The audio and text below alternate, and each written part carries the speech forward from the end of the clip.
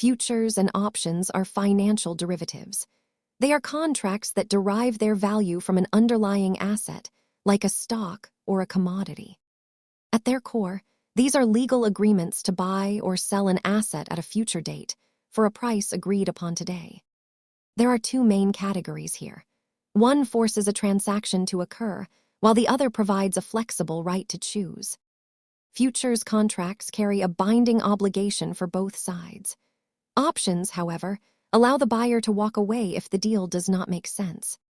The main difference is mandatory versus optional performance.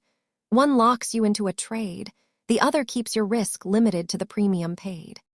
Because of leverage, futures and options often carry much higher risk levels than simply owning standard stocks or mutual funds.